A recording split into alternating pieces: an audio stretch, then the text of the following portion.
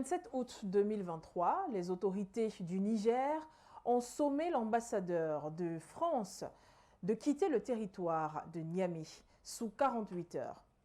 Près d'un mois après ces ultimatums, Paris et Niamey n'ont pas cessé de se faire des passes d'armes. Dans la dégradation des rapports entre les deux États, l'arrogance du président Emmanuel Macron, le président français, a certainement mérité le prix de la pire diplomatie connue dans le monde. Dans des sorties hasardeuses, l'on note menaces, ultimatums, propos injurieux ou encore condescendance simplement. On est donc parti d'un discours très confiant et arrogant d'Emmanuel Macron, notamment l'ambassadeur de France va rester au Niger. Nous soutenons cette décision ou encore nous ne reconnaissons pas les autorités du Niger qui sont des autorités illégitimes. Tout redéploiement de nos troupes ne se fera qu'à la demande du président Mohamed Bazoum, démocratiquement élu. On part de ce discours-là à toute autre chose. La France a décidé de ramener son ambassadeur ainsi que plusieurs autres diplomates et c'est la fin de la coopération entre la France et le Niger. Nous ne sommes pas là pour participer à la vie politique. Il est important pour nous de quitter le Niger. Nous nous concerterons avec les putschistes. Fin de citation. Voilà quelques revirements de la France en ce qui concerne l'actualité au Niger. Mais récapitulons. Après Serval et Barkhane au Mali, depuis les années 2013, la France est priée de plier bagage après l'arrivée du colonel Assimi Goïta en août 2020. Comme d'habitude, elle résiste sous l'égide d'Emmanuel Macron. Paris s'est retrouvée prise entre logique politique qui lui dictait de partir et une logique d'efficacité militaire qui lui dictait de rester jusqu'à ce que les armées locales prennent la relève. C'est en tout cas ce qu'Emmanuel Macron a décrié. Alors que plus de 2400 soldats français étaient déployés au Mali, Paris s'est opposé à la demande d'un retrait immédiat en février 2022. En juin de la même année, finalement, le dernier soldat français s'en va du territoire malien. Après que le pays ait rompu ses accords de défense avec la France. Et bien sûr d'autres partenaires européens, y compris.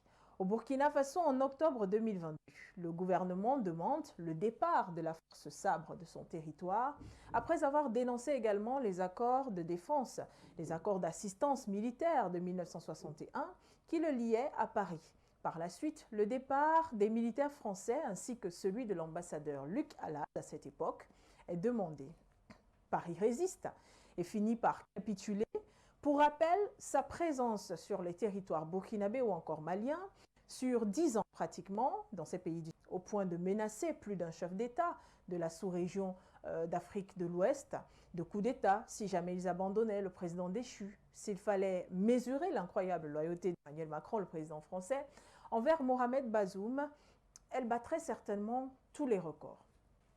Quoi qu'il en soit, il semblerait bien que les peuples, le peuple nigérien, les peuples d'Afrique et les autorités actuelles de Niamey aient à nouveau pris un train d'avance alors que le président français et les membres de son gouvernement qui l'accompagnent n'ont pas arrêté de clamer que la France ne saurait se plier face à des injonctions d'autorités illégitimes, à des injonctions d'autorités illégales et non reconnues.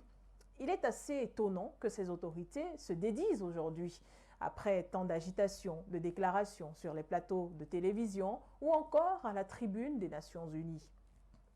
L'arrogance aurait-elle cédé la place à la capitulation? C'est la question que l'on se pose. C'est en tout cas l'impression que ça donne. Le duo Bazoum-Macron semble définitivement avoir abandonné la partie. Ils n'ont pas le choix de toute façon.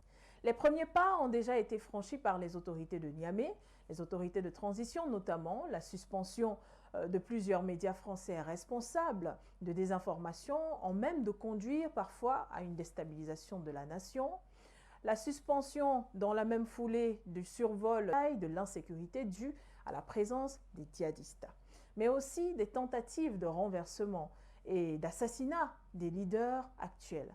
C'est sûr, c'est le moment pour ces différents leaders panafricains d'avoir des peuples matures, des peuples conscients, des peuples prêts à défendre leur patrie. C'est assurément déjà le cas. Si l'on s'en tient uniquement à la situation vécue le 26 septembre dernier où une marée humaine est allée encercler, est allée s'ériger en barrière autour du palais présidentiel alors même qu'une tentative de coup d'État était en cours contre le capitaine Ibrahim Traoré. Une question reste, lorsqu'on a fini de dire tout cela, comment est-ce que la France compte survivre à son manque d'uranium? Comment est-ce qu'elle compte s'approvisionner en uranium durant les mois à venir si elle continue sa passe d'armes ou alors son ping-pong ou même sa condescendance envers les autorités du Niger et le pays nigérien lui-même? À ça, on répondra peut-être lors de la prochaine chronique.